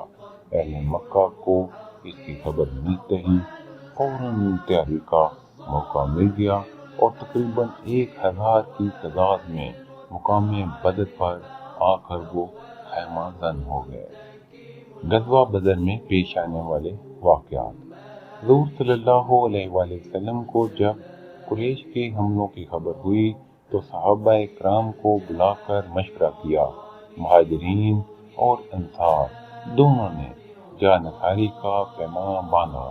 حضرت مقداد نے فرمایا، ہم موسیٰ علیہ السلام کی قوم کی طرح یہ نہ کہیں گے کہ آپ اور آپ کا خدا جا کر لڑیں، ہم لوگ آپ کے دائیں سے، بائیں سے، سامنے سے اور پیچھے سے لڑیں گے۔ اس عزم صمیم کے ساتھ صحابہ کرام کی ایک مختصر سی جماعت جس کی تعداد کم و بیش 313 بیان کی جاتی ہے، جہاد فی سبیل اللہ کے لیے نکل کھڑی ہوئی۔ بدر میں دونوں فوجیں آمنے سامنے ہوئیں۔ اگرچہ قریش مکہ کو ابو سفیان کی خیریت کی اطلاع مل چکی تھی، تاہم وہ اسلام کے خطرے کا ہمیشہ کے لیے سد باب کر دینا چاہتے تھے۔ نیز عمرو بن الحضرمی کے رشتہ دار خون کا قصاص لیے بغیر ٹلنے والے نہ تھے۔ اس جنگ میں کفار کے 3 بڑے سردار عتبہ، اس کا بیٹا ولید اور بھائی شیبہ، حضرت حمزہ اور حضرت علی کے ہاتھوں جہنم واصل ہوئے۔ البتہ عبیدہ رضی اللہ تعالیٰ عنہ زخمی ہو گئے، جس کے بعد کفار نے بھرپور حملہ کیا۔ اس جنگ میں مسلمان اللہ پر توکل رکھتے ہوئے بے خطر لڑے۔ جلد ہی کفار کے پاؤں اکھڑ گئے اور وہ میدان جنگ میں اپنے بڑے بڑے سرداروں شیبہ، عتبہ اور ابو جہل سمیت 70 لاشیں چھوڑ کر بھاگ کھڑے ہوئے۔ 70 قیدی بھی مسلمانوں کے ہاتھ آئے۔ اس طریقے سے کو باطل کے درمیان اس پہلے مسلح تصادم میں مسلمانوں کو اپنی تعداد آلات اور حرب کی کمی کے باوجود اللہ تعالیٰ نے فتح عطا فرمائی۔ غزوہ بدر کے اثرات اور اہمیت۔ غزوہ بدر میں مسلمانوں کی فتح اور کفار مکہ کی شکست کے اثرات بہت دور ثابت ہوئے۔ قریش مکہ کے اکثر و بیشتر سردار اس جنگ میں کام نہ آ سکے، اس سے قریش کی قوت بہت کمزور ہو گئی۔ قبائل عرب جو اب تک قریش کی مثال پر عمل کرتے ہوئے اسلام کی مخالفت کر رہے تھے، وہ اس واقعے کے بعد مسلمانوں کی طاقت سے مرعوب ہو گئے اور ان کی اسلام دشمنی میں قدرے کمی آ گئی۔ جنگ بدر میں قریش کے تمام بڑے سردار ماسوائے ابو سفیان کے مارے گئے۔ اس وجہ سے اب ابو سفیان اہل مکہ کا قائد بن گیا۔ اس جنگ سے بیشتر مدینہ کے لوگ یا تو اسلام کے شیعی تھے یا کھلم کھلا مخالف، لیکن مسلمانوں کی فتح نے ایک نیا طبقہ منافقین پیدا کر دیا۔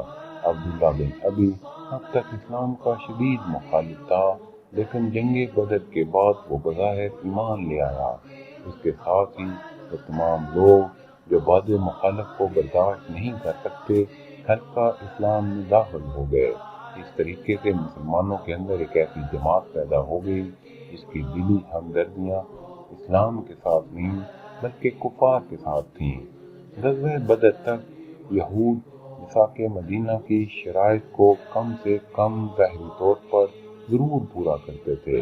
غزوہ بدر نے یہ ثابت کر دیا کہ اندر سے وہ توحید پرست مسلمانوں کے بجائے مشرکین مکہ کے خیر خواہ ہیں۔ بدر کے مقام پر کفار کی شکست نے یہود کو چوکنا کر دیا اور انہوں نے محسوس کیا کہ اگر تھوڑی دیر اور انہوں نے اسلام کو برداشت کیا تو یہ اپنی جاذبیت اور اخلاقی بنیادوں کی وجہ سے اپنی جگہ بنا لے گا۔ جنگ بدر میں مسلمانوں کی کامیابی کی اسباب۔ مسلمانوں اور کفار میں سب سے نمایاں فرق یہ تھا کہ مسلمان چونکہ آخرت میں کامیابی کے لیے لڑ رہے تھے، اس لیے ان کو موت سے کوئی خوف نہ تھا، بلکہ شہادت ان کی تمنا تھی۔ اس کے مقابلے میں قریش مکہ خواہ کتنے ہی بہادر کیوں نہ ہوں صرف دنیا کے لیے لڑ رہے تھے، اور دنیا پرست آدمی آسانی سے جان دینے پر آمادہ نہیں ہوتا۔ اس کی واضح مثال ابو لہب ہے، جو اسلام کا شدید مخالف ہونے کے باوجود جنگ میں شریک نہ ہوا، بلکہ اس نے اپنی طرف سے کسی دوسرے شخص کو بھیج دیا جو اس کا مقروض تھا۔ میدان بدر میں تعداد کم ہونے کے باوجود مسلمانوں کی فتح کا سب سے بڑا سبب یہی تھا۔ مسلمانوں کی تنظیم بہترین تھی۔ نبی کریم صلی اللہ علیہ وآلہ وسلم نہایت قابل منتظم تھے۔ نیز مجاہدین کی ان کے ساتھ وابستگی اور اطاعت نے اسلامی لشکر کو سیسا پلائی ہوئی دیوار بنا دیا تھا۔ اس کے مقابلے میں قبائلی نظام کے تحت اکٹھی کی گئی ایک فوج تھی جس میں کسی بھی شخص کو مرکزی حیثیت حاصل نہ تھی۔ مسلمانوں کی فتح کی ایک وجہ اسلامی لشکر کے پڑاؤ کے لیے مناسب جگہ کا چناؤ تھا۔ یہ جگہ نسبتاً بلندی کی طرف تھی، اس وجہ سے کفار مکہ مسلمانوں کی صحیح تعداد کا اندازہ نہ کر سکے۔ موسم نے بھی مسلمانوں کا ساتھ دیا۔ بارش ہو جانے کی وجہ سے مسلمانوں کی طرف چونکہ اونچائی تھی اور ریتمی زمین ان کے لیے مزید بہتر ہو گئی، نیز ان کو استعمال کے لیے پانی بھی میسر آ گیا۔ اس کے برعکس بارش نے کفار کی طرف چکنی مٹی کی وجہ سے کیچڑ پیدا کر دیا، نیز نشیبی علاقے میں ہونے کی وجہ سے اس طرف جا بجا پانی کھڑا ہو گیا۔ یہ بارش مسلمانوں کے لیے بحران رحمت ثابت ہوئی۔ مسلمانوں کی کامیابی کی ایک بہت بڑی وجہ انفرادی مقابلے تھے جو دست بدست لڑائی سے پہلے ہوئے۔ ان سب میں مسلمان مجاہد کامیاب ہوئے۔ عتبہ کے مقابلے پر حضرت حمزہ کو، ولید کے مقابلے کے لیے حضرت علی کو، اور شیبہ کے مقابلے میں حضرت عبیدہ کو بھیجا گیا۔ ان زرہ پوشوں کی اہم زریں انہیں تیغ حق سے بچا نہ سکیں، اور حضرت حمزہ رضی اللہ تعالیٰ عنہ اور حضرت علی رضی اللہ تعالیٰ عنہ نے اپنے حریفوں کو بہت جلد جہنم نصیب کیا۔ شیبہ نے البتہ حضرت عبیدہ کو زخمی کر دیا، لیکن اس دوران میں حضرت علی فارغ ہو چکے تھے، انہوں نے ایک ہی وار سے شیبہ کا کام تمام کر دیا۔ یہ سب کے سب سردار قریش مکہ کے مانے ہوئے بہادر تھے۔ ان کی موت کفار کے حوصلوں کو پست کرنے کے لیے کافی تھی۔ چنانچہ 1000 قریشی لشکر اپنے سے تہائی مسلمان فوج کے ہاتھوں سے شکست کھا گیا۔ غزوہ احد 3 ہجری بمطابق 625 عیسوی۔ اسباب: نمبر 1، کفار مکہ کا جذبہ انتقام۔ چونکہ کفار مکہ بدر میں انتہائی بری طریقے سے شکست کھا چکے تھے، لہذا ان میں انتقام کی آگ بھڑک رہی تھی۔ ان کے بڑے بڑے سردار چونکہ کفر کردار تک پہنچا دیے گئے تو ان کی خواتین نے بھی ان کو تانے مارنے شروع کر دیے، اور یوں ان کے اندر بدلے کی آگ بھڑک رہی تھی۔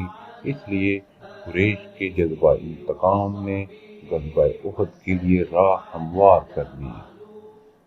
نمبر 2، مکی شعراء اور خواتین کا پروپیگنڈا۔ مکہ میں ایک گروہ ایسا پیدا ہو گیا تھا جو مستقلاً نئے معرکے کے لیے زمین ہموار کر رہا تھا۔ عرب میں شعراء کا مقام بہت بلند تھا۔ نشر و اشاعت کے لیے شاعری ایک بہت بڑا ذریعہ تھا، اور لوگوں کو جنگ پر ابھارنے میں تو گویا عرب شعراء کو کمال حاصل تھا۔ جنگ بدر کے بعد عرب شعراء لوگوں میں جذبہ انتقام پیدا کرنے میں ہمتاً مصروف ہو گئے۔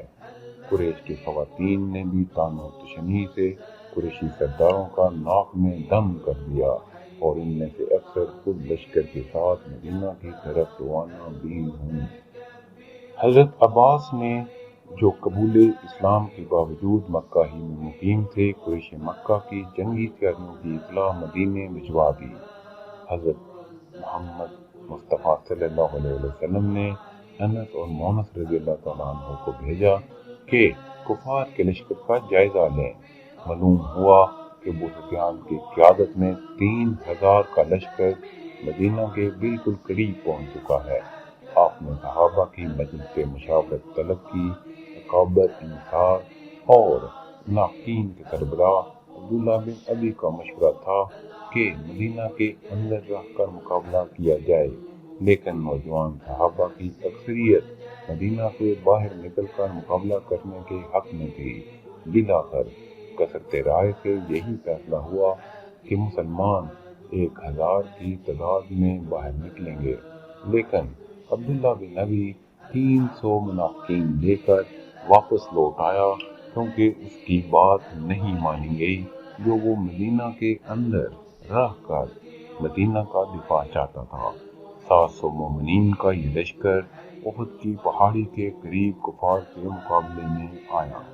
نبی کریم صلی اللہ علیہ وسلم نے 50 تیر اندازوں کا ایک دستہ عبداللہ بن جبیر کی قیادت میں پہاڑی پر متعین فرما دیا تاکہ پیچھے سے حملہ نہ ہو سکے۔ انفرادی مقابلوں میں حضرت علی اور حضرت حمزہ نے اپنے مد مقابل پر غالب آ کر ایک بار پھر مسلمانوں کا پلڑا بھاری کر دیا۔ عام جنگ میں اس دفعہ بہت شدت سامنے آئی۔ ہندا نے اپنے باپ عتبہ کا بدلہ لینے کے لیے ایک حبشی غلام کے ذریعے حضرت حمزہ کو دھوکے سے شہید کروا دیا اور ان کا کلیجہ نکال کر چبایا۔ مسلمانوں کا حملہ اتنا شدید تھا کہ کفار اس کو تاب نہ لا سکے۔ رجت پڑنے والی عورتیں پیچھے بھاگی اور ان کے ساتھ ہی فوج بھی بھاگ کھڑی ہوئی۔ میدان خالی تھا۔ مسلمانوں نے مال غنیمت اکٹھا کرنا شروع کر دیا، لہذا وہ تیر انداز جن کو نبی کریم صلی اللہ علیہ وسلم کی طرف سے یہ حکم تھا کہ وہ کسی قیمت پر اپنی جگہ نہ چھوڑیں، مال غنیمت اکٹھا کرنے میں مشغول ہو گئے۔ خالد بن ولید جو اس وقت مسلمان نہیں تھے نے بھانپ لیا کہ مسلمانوں کے عقب پر تیر اندازوں کا پہرا نہیں رہا، چنانچہ انہوں نے چند جیڑی نوجوانوں کو لے کر پہاڑی کے عقب سے مسلمانوں پر اچانک حملہ کر دیا۔ عبداللہ بن جبیر چند تیر اندازوں کے ساتھ اپنی جگہ پر موجود تھے، اگرچہ وہ بہادری سے لڑے لیکن اپنے تمام ساتھیوں سمیت شہید ہو گئے۔ مومنین جو مال غنیمت جمع کرنے میں مصروف تھے اس اچانک حملے کی تاب نہ لا سکے اور ان کے پاؤں اکھڑ گئے۔ اسی فنا میں لشکر اسلام کے علمبردار مصعب بن عمیر ان کی صورت نبی کریم سے بہت مشابہ تھی، شہید ہو گئے۔ ان کی شہادت سے یہ افواہ سرگرم ہو گئی، نعوذ باللہ محمد شہید ہو گئے ہیں۔ چنانچہ مسلمانوں کے حوصلے پست ہو گئے، لیکن آفتاب رسالت اپنی پوری تابانی کے ساتھ اپنی جگہ پر چمکتا رہا۔ جانثار باری باری کر کے راہ حق میں شہید ہو رہے تھے۔ کفار اپنی پوری کوشش کے باوجود جانثاروں کا حلقہ نہ توڑ سکے۔ ان حالات میں نبی کریم صلی اللہ علیہ وسلم احد پہاڑ کی ایک محفوظ چوٹی پر منتقل ہو گئے۔ القصہ، اس غزوہ میں مسلمانوں کو بھاری نقصان اٹھانا پڑا۔ ابو سفیان نے ہبل کے تعریفی نعرے بلند کیے، فاروق اعظم نے نعرہ تکبیر سے جواب دیا۔ مسلمانوں کو نقصان اٹھانا پڑا، لیکن کفار میں اتنی جرأت نہ تھی کہ مدینہ پر حملہ کرتے، چنانچہ وہ مکہ کی طرف واپس لوٹ گئے۔ جنگ احد کے اثرات۔ اہل مکہ نے چونکہ غزوہ احد میں مسلمانوں کو بہت نقصان پہنچایا تھا، اس لیے ان کا جوش انتقام ٹھنڈا ہو گیا تھا اور اس کے بعد 2 سال تک وہ مسلمانوں کے مقابلے پر نہ آئے۔ اس دوران مسلمانوں کو اپنی پوزیشن کو مضبوط کرنے اور دوسرے دشمنوں کو ختم کرنے کا موقع مل گیا۔ یہود کے حوصلے بلند ہو گئے اور انہوں نے اسلام کی کھلم کھلا شدید مخالفت شروع کر دی۔ بن نذیر نے تو کھلم کھلا دشمنی کا یہ رویہ اختیار کر لیا، چنانچہ اس یہودی قبیلہ کے خلاف کھل کر جہاد کرنا پڑا اور مدینے سے نکال دیا گیا۔ اس جنگ کی وجہ سے مسلمانوں کی اخلاقی تربیت پر بہت خوشگوار اثرات مرتب ہوئے۔ رسول صلی اللہ علیہ وسلم کے حکم سے منہ موڑنے کا نتیجہ انہیں معلوم ہو چکا تھا۔ قرآن پاک نے اس پہلو سے بھی مسلمانوں کی بھرپور تربیت کی۔ اس جنگ میں پہلی مرتبہ منافقین ایک گروہ کی صورت میں سامنے آئے اور اپنے رہنما عبداللہ بن ابی کی قیادت میں جنگ کرنے سے پہلے لوٹ آئے۔ بعض کمزور مسلمانوں نے بھی ان کا ساتھ دیا۔ اللہ نے وحی کے ذریعے اور نبی کریم صلی اللہ علیہ وسلم نے اپنے ارشادات سے اس ایمانی کمزوری کا علاج کیا۔ ان خصوصی اقدامات کے نتیجے کے طور پر عام کمزور مسلمان پختہ ایمان کی دولت سے مالا مال ہو گئے۔ غزوہ خندق 5 ہجری بمطابق 627 عیسوی۔ اسباب: کفر و اسلام کے درمیان جو کشمکش شروع ہوئی تھی تاحال ختم نہیں ہوئی تھی۔ جنگ بدر میں کفار مکہ شکست کھا چکے تھے۔ جنگ احد میں ان کا پلڑا بھاری رہا تھا، تاہم شمع ہدایت کو بجھایا نہ جا سکا۔ اس کے بعد وہ مسلسل قبائل عرب کو اکسا کر مسلمانوں کو نقصان پہنچانے کی کوشش کرتے لے۔ جنگ بدر کے بعد سے قریش شہر شام سے محروم ہو چکے تھے۔ احد میں نقصان اٹھانے کے بعد مسلمان جلد ہی سمجھ گئے اور انہوں نے اپنا اثر و رسوخ نجد اور دومات الجندل تک وسیع کر لیا۔ اس طرح سے قریش مکہ کی دوسری تجارتی شاہراہ جو عراق کی طرف جاتی تھی بھی مسلمانوں کے زیر اثر آ گئی۔ قریش مکہ کے پاس اس کے سوا کوئی چارہ نہ تھا کہ یا تو وہ ہمیشہ ہمیشہ کے لیے اسلام کی مخالفت ترک کر کے صلح کر لیں یا فیصلہ کن جنگ کے لیے تیار ہو جائیں۔ انہوں نے دوسرا راستہ اختیار کیا۔ غزوہ احد میں نقصان اٹھانے کے بعد مسلمانوں کو عرب قبائل کی طرف سے شدید مخالفت کا سامنا رہا۔ ان بدوی قبائل کا ذریعہ معاش لوٹ مار تھا اور اسلام اپنے حلیف قبائل کو اس کی اجازت نہ دیتا تھا، اس لیے ان کی مخالفت بالکل فطری تھی۔ احد کے بعد ان کی حوصلے بلند ہو گئے اور کئی بار انہوں نے مسلمانوں سے الجھنے کی کوشش کی لیکن ہر بار شکست کھائی۔ یہ بدوی قبائل اس بات کو سمجھتے تھے کہ اسلام کی کامیابی کی صورت میں ایک مضبوط اور منظم حکومت قائم ہو جائے گی اور وہ ڈاکہ اور لوٹ مار کا پیشہ ترک کرنے پر مجبور ہو جائیں گے۔ نیز مسلمانوں کے ہاتھوں کئی بار شکست کھانے کی وجہ سے وہ انتقامی جذبات بھی رکھتے تھے۔ چنانچہ جو ہی یہود اور قریش کی طرف سے مدینہ پر حملے کی مہم شروع کی گئی وہ فوراً آمادہ ہو گئے۔ جنگ احد کے بعد یہود نے کھلم کھلا مسلمانوں کی مخالفت شروع کر دی تھی۔ چنانچہ حضور صلی اللہ علیہ وسلم کو ان کے خلاف مختلف غزوات لڑنے پڑے اور بنو قنیقہ اور بنو نذیر کو مدینہ سے جلا وطن کر دیا گیا۔ یہ لوگ خیبر اور شمالی عرب میں آباد ہو گئے۔ واقعات: غزوہ خندق کے اصل محرک یہود کے سردار حی بن اخطب، سلام اور کنانا تھے۔ وہ قریش مکہ کے پاس پہنچے اور انہیں مدینہ پر بھرپور حملے کی ترغیب دی۔ مکہ سے جنگ کے لیے چندہ بھی جمع کیا گیا۔ متعدد سرداران قریش نے خانہ کعبہ میں جا کر قسم کھائی کہ وہ مرتے دم تک اسلام کی دشمنی ترک نہیں کریں گے۔ چنانچہ نہایت احتیاط کے ساتھ جنگی تیاریاں ہونے لگیں۔ 5 ہجری میں قریش مکہ، بنو سلیم، یہودی قبائل بنو نذیر اور بنو قنیقہ اور ان کے حلیف بنو غطفان، بنو سعد اور بنو اسد تقریباً 20,000 کی تعداد میں مدینے پر حملہ آور ہو گئے۔ حضور صلی اللہ علیہ وآلہ وسلم کو ان واقعات کا علم عین موقع پر ہوا۔ چنانچہ صحابہ کرام کی مجلس مشاورت میں یہ طے ہوا کہ اس مرتبہ مدینہ کے اندر رہ کر مقابلہ کیا جائے۔ حضرت سلمان فارسی کے مشورے سے مدینے کی 2 سمتوں میں 5 گز گہری خندق کھودی گئی۔ باقی 2 اطراف میں پہاڑی اور مدینہ کے باغات کی دیواریں پہلے ہی موجود تھے، جن کی وجہ سے دشمن اس طرف سے حملہ نہیں کر سکتا تھا۔ اس خندق کو کھودنے کے لیے مسلمانوں نے غیر معمولی صبر و حوصلہ کا ثبوت دیا۔ فاقہ کشی کے عالم میں پیٹ پر پتھر باندھ کر یہ کٹھن کام سر انجام دیا گیا۔ اسی خندق کی کھدائی کے وقت نبی صلی اللہ علیہ وسلم نے مسلمانوں کو شام، ایران اور یمن کی فتح کی خبر سنائی۔ کفار کا لشکر جب مدینہ پہنچا تو خندق دیکھ کر حیران ہوا اور محاصرہ کر کے بیٹھ گیا۔ ہر طرف سے مسلمانوں کی ناکہ بندی کر دی۔ 27 دن تک یہ محاصرہ قائم رہا۔ اس دوران متعدد بار خندق پار کرنے کی کوشش کی گئی، لیکن ہر بار ناکامی ہوئی۔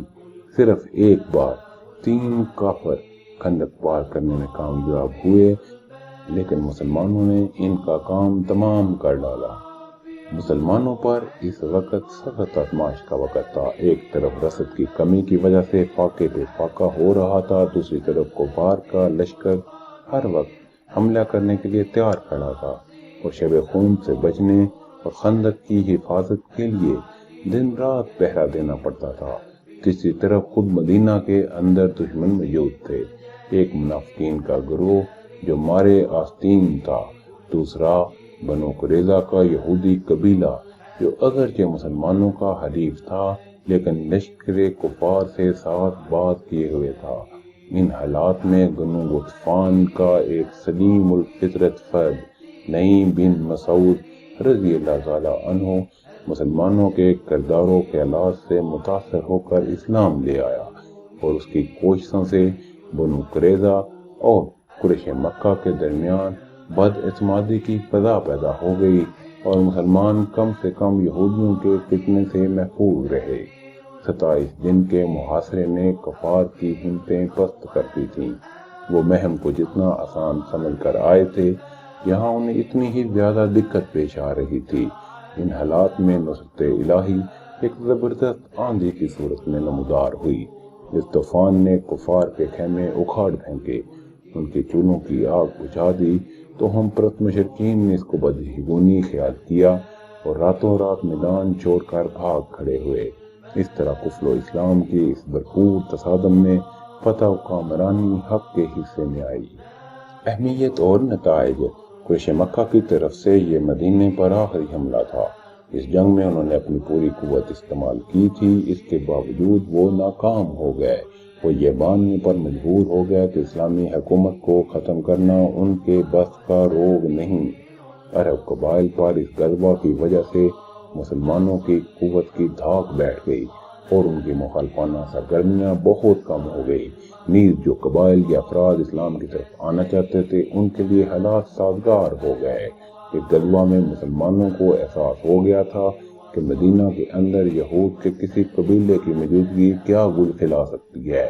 اس لیے بنو قریظہ کی وعدہ خلافی پر سختی سے گرفت کی گئی، اور ان کے منہ مانگے سالس سعد بن معاذ نے انہیں یہ سزا سنائی کہ بنو قریظہ کے مرد قتل کر دیے جائیں اور عورتیں اور بچے غلام بنا لیے جائیں۔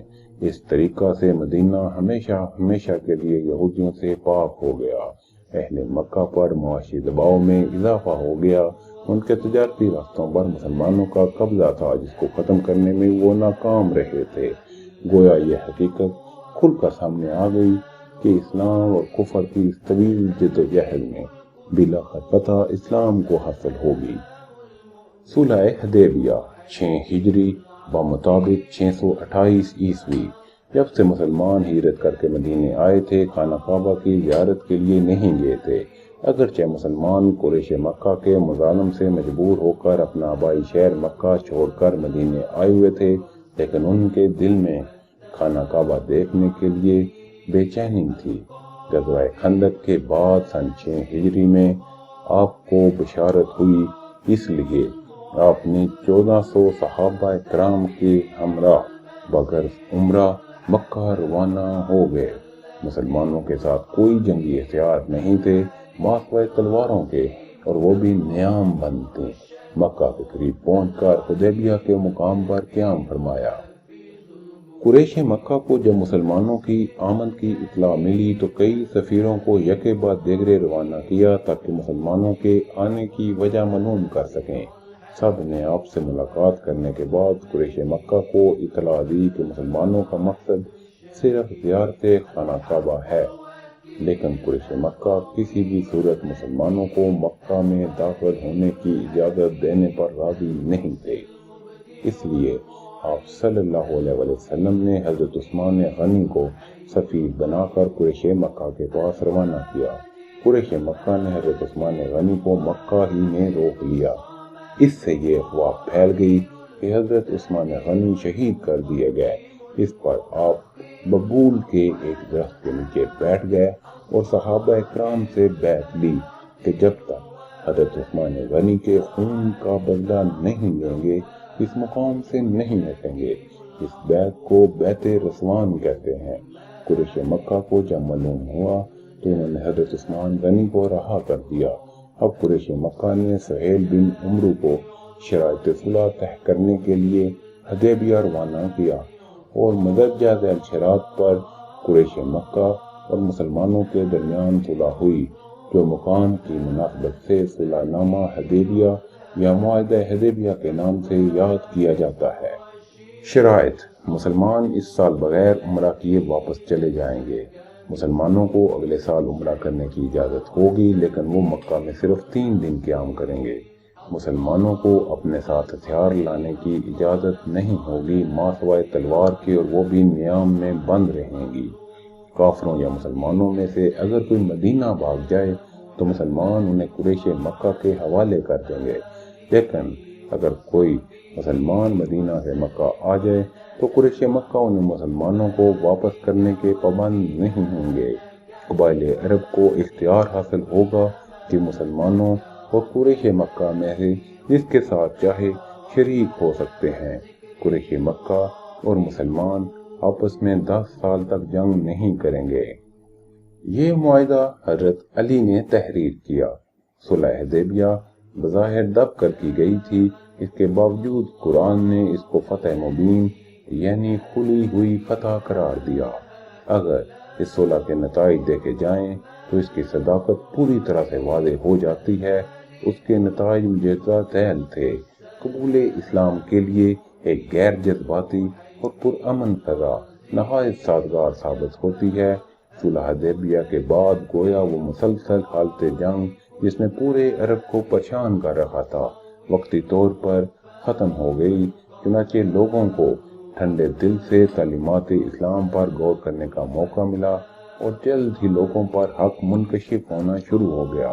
اس طرح یہ معاہدہ اسلام کی فتح کا پیش خیمہ ثابت ہوا۔ چونکہ اس معاہدے کی روح سے اہل مکہ کو مدینہ جانے کی اجازت تھی، اس طرح مکہ میں اسلام کی اشاعت کی رفتار بہت تیز ہو گئی۔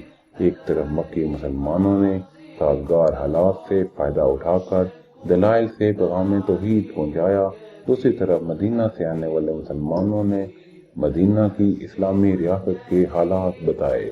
حق و باطل کی طویل جدوجہد میں اہل حق کے صبر و استقلال، حق پسندی اور اعلیٰ کردار نے بہت سے لوگوں کو متاثر کیا اور بہت سے لوگ مسلمان ہو گئے۔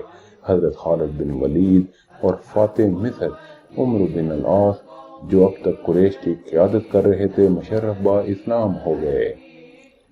قریش مکہ کی طرف سے بے فکر ہوتے ہی نبی صلی اللہ علیہ وسلم نے سرزمین عرب سے باہر اسلام کی اشاعت کی طرف توجہ فرمائی۔ چنانچہ کسریٰ ایران اور قیصر روم کو بھی دعوتی خطوط لکھے گئے۔ اگرچہ ان میں سے کسی نے اسلام قبول نہ کیا، لیکن قیصر کے دربار میں اسلام کی حقانیت ثابت ہو گئی۔ شاہ حبجہ نشاہی نے فی الحقیقت اسلام قبول کر لیا۔ مقوقس شاہ مصر بھی دعوت اسلامی سے بہت متاثر ہوا۔ عرب کے قبائلی سرداروں میں منظر بن سعدی حاکم بحرین اور جعفر اور عبد دونوں بھائی جو عمان کے حکمران تھے مشرف با اسلام ہوئے۔ نیز انہیں دعوتی خطوط کے نتیجے کے طور پر سرحد شام میں جنگوں کا سلسلہ شروع ہوا، جس کے نتیجے کے طور پر جلد ہی شام فتح ہو گیا۔ بنو نذیر اور بنو قینقاع جو مدینہ سے جلا وطن ہو کر خیبر میں آباد تھے، اسلام کے خلاف مسلسل تیاری کر رہے تھے۔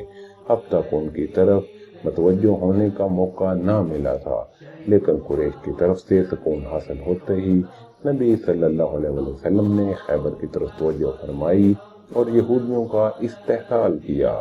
مختصر یہ کہ یہ صلح بہت ہی کامیابیوں کا پیش خیمہ ثابت ہوئی۔ سب سے بڑھ کر یہ کہ قریش مکہ نے اس صلح نامہ کی روح سے مدینہ کی اسلامی حکومت کو تسلیم کر لیا۔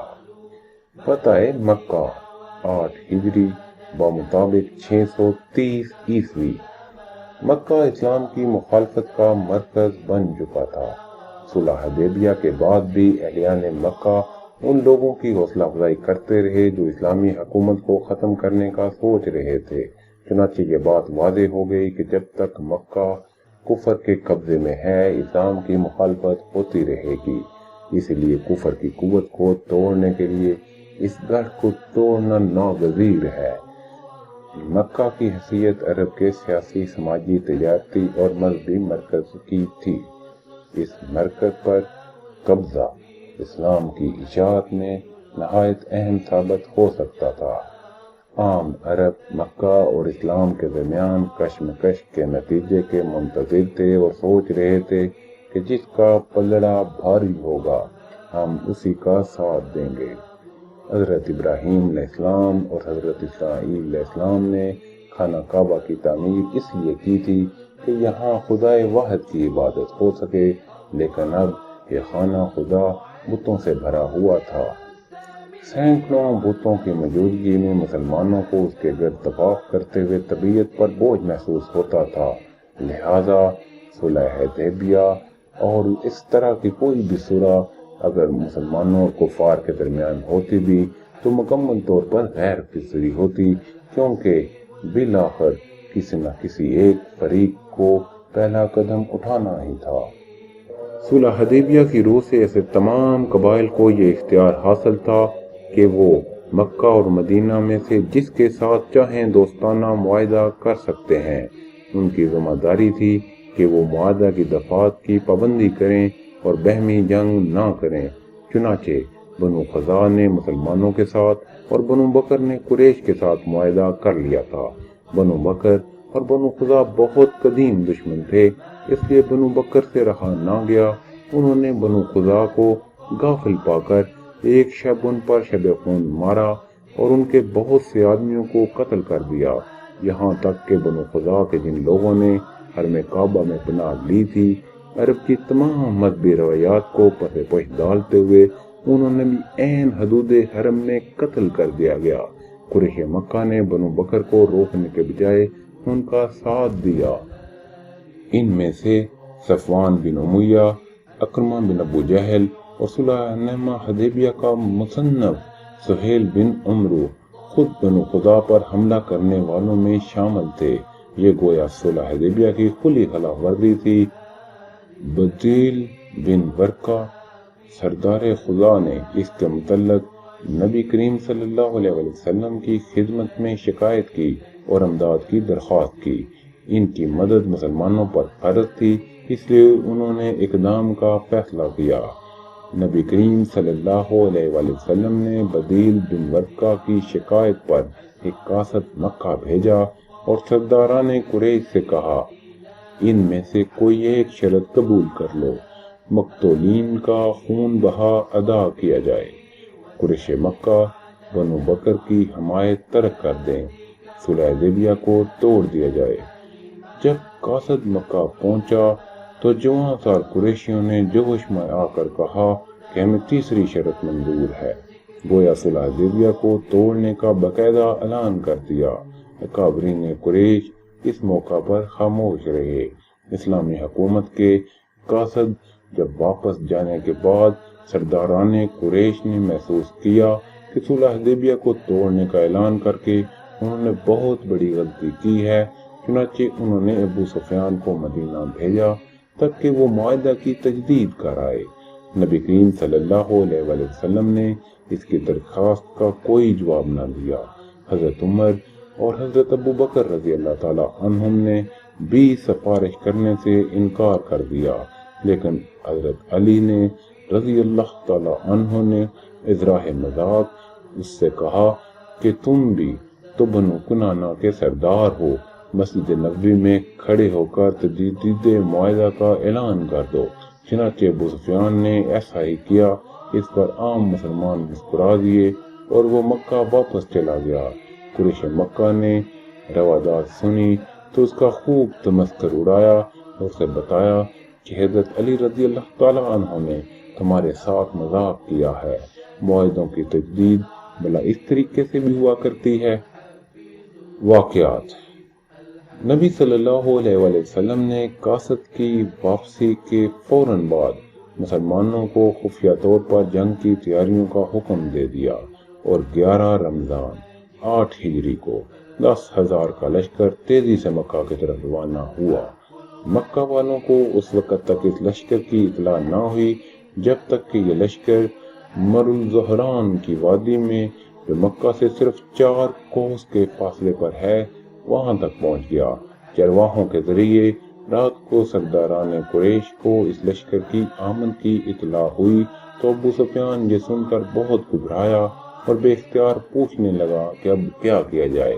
حضرت عباس رضی اللہ تعالیٰ عنہ جو اپنی قوم کے قبول اسلام کے لیے بے قرار تھے کہا کہ میرے پیچھے بیٹھ جاؤ، رسول اللہ کے پاس چلتے ہیں، وہیں سے تمہیں امان مل سکے گی۔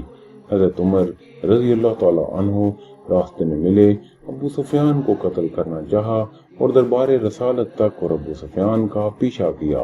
حضور صلی اللہ علیہ وسلم نے حضرت عباس رضی اللہ تعالیٰ عنہ کی سفارش پر ابو سفیان کی جاں بخشی کر دی اور ایک رات کے غور و فکر کے بعد اس نے اسلام قبول کر لیا۔ صبح 10,000 کا یہ عظیم لشکر الہی مکہ میں داخل ہوا، لیکن عام روایت کے برعکس یہ لشکر قتل و غارت نہیں کر رہا تھا بلکہ عام اعلان تھا کہ ہر اس شخص کو ایمان دی جاتی ہے جو ہتھیار پھینک دے، خانہ کعبہ کے اندر پناہ لے لے، اپنے گھر کے دروازے بند کر لے، ابو سفیان کے گھر میں پناہ لے لے۔ صرف خالد بن ولید رضی اللہ تعالیٰ عنہ کے دستے کے خلاف کچھ جوشیلے قریشیوں نے مدافعت کی جس میں 2 مسلمان شہید اور 13 کفار قتل ہوئے۔ اس کے بعد نبی صلی اللہ علیہ وسلم نے حضرت علی رضی اللہ تعالیٰ عنہ کے ساتھ مل کر کعبہ کو بتوں سے پاک کر دیا۔ حضرت عمر نے دیواروں کی تصویریں مٹائیں اور اس طریقے سے بیت اللہ کو کفر و شرک کی علائشوں سے پاک کر دیا گیا۔ اس کے بعد حضرت محمد مصطفیٰ صلی اللہ علیہ وسلم نے قریش کے سامنے مدرجہ ذیل خطبہ دیا، خدائے واحد کے سوا کوئی اور معبود نہیں، اس کا کوئی شریک نہیں۔ اس نے اپنا وعدہ سچا کر دکھایا، اس نے اپنے عاجز بندے کی مدد کی اور تمام مخالف گروہوں کا زور توڑ دیا۔ کسی شخص کے لیے جو خدا اور رسول پر ایمان لایا ہے یہ جائز نہیں کہ وہ مکہ میں خون ریزی کرے، کسی سرسبز درخت کا کاٹنا بھی اس کے لیے جائز نہیں ہے۔ زمانہ جاہلیت کی تمام رسمیں اور فخر میرے پاؤں کے نیچے ہیں، مگر مجاورات کعبہ اور حاجیوں کو آب زمزم پلانے کا انتظام باقی رہ جائے گا۔ اے گروہ قریش، اللہ نے تمہیں جاہلیت کے تکبر اور آباء و اجداد پر فخر کرنے سے منع فرما دیا ہے۔ تمام آدمی آدم علیہ السلام سے اور آدم مٹی سے پیدا ہوئے تھے۔ فتح مکہ کی اہمیت۔ مکہ پر اسلامی قبضہ دراصل ایک بہت بڑا انقلاب تھا جس کے دور رس اثرات مرتب ہوئے۔ قریش کے اسلام قبول کرنے کے بعد سارے عرب کے لوگوں نے جوک در جوک اسلام قبول کرنا شروع کر دیا، کیونکہ وہ اسی انتظار میں تھے کہ اس کشمکش کا فیصلہ ہو اور وہ کسی ایک گروپ کی طرف ہو جائیں۔ قریش مکہ کے قبول اسلام نے عربوں کو اسلام کے پرچم تلے متحد کر دیا۔ صرف بنو ثقیف اور بنو حوازن نے مداخلت کی، باقی سبھی قبائل مطیع و فرما بردار ہوتے چلے گئے۔ عرب کی یہ متحدہ اسلامی ملت اب پوری دنیا کے سامنے داعی اسلام کی حیثیت سے سامنے آ چکی تھی، جس نے اگلے 25-30 برسوں میں دنیا کا نقشہ بدل دیا۔ خطبہ حجۃ الوداع۔ جب اسلام سارے عرب میں پھیل گیا، حق و باطل کی طویل کشمکش میں حق غالب آ گیا اور باطل سرنگون ہو گیا۔ اس وقت اللہ تعالیٰ نے سورہ نصر نازل فرمائی جس میں لوگوں کے قبول اسلام اور نصرت الہی کے شکرانے کے طور پر نماز پڑھنے اور قربانی دینے کی ترغیب دلائی گئی تھی۔ نبی صلی اللہ علیہ وسلم نے محسوس کیا کہ سورہ کے نزول کے معنی یہ ہیں کہ آپ کا کام مکمل ہو گیا ہے، لہذا جلد ہی بلاوا آنے والا ہے۔ چنانچہ حد ادا کرنے کا ارادہ کیا، تاکہ حج کے عظیم اجتماع میں مسلمانوں کے لیے بالخصوص اور ساری دنیا کے لیے بالعموم اسلام کے بنیادی اصولوں کا اعلان کر دیا جائے، جو آپ کے بعد دنیا کی رہنمائی کا کام دیں۔ ایک انبوہ کثیر آپ کے ساتھ حج کے لیے روانہ ہوا۔ ذوالحلیفہ کے مقام پر احرام باندھا گیا اور کوہ دشت لبیک لبیک کی آواز سے گونج اٹھے۔ آپ نے مکہ کے قریب قیام فرمایا، کعبہ کا طواف کیا اور مقام ابراہیم میں دوگانہ نماز ادا کی۔ 9 ذوالحجہ کو نماز فجر کے بعد آپ میدان عرفات تشریف لے گئے اور اونٹنی پر سوار ہو کر وہ مشہور خطبہ دیا جو خطبہ حجۃ الوداع کے نام سے موسوم ہے۔ اس خطبہ کے ارشاد کے بعد اللہ نے دین کی تکمیل کا اعلان فرما دیا اور یہ آیت نازل فرمائی تھی۔ ترجمہ: آج میں نے تمہارے لیے تمہارا دین کامل کر دیا اور تم پر اپنی نعمت پوری کر دی۔